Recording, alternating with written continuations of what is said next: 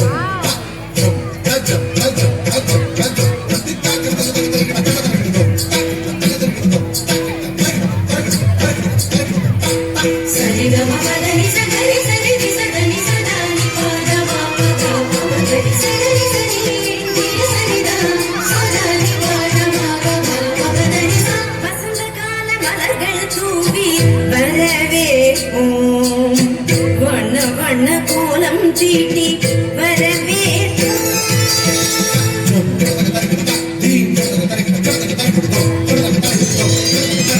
வசந்த கால மலர்கள் தூவி வரவே வண்ண வண்ண கோலம் சீட்டி வரவே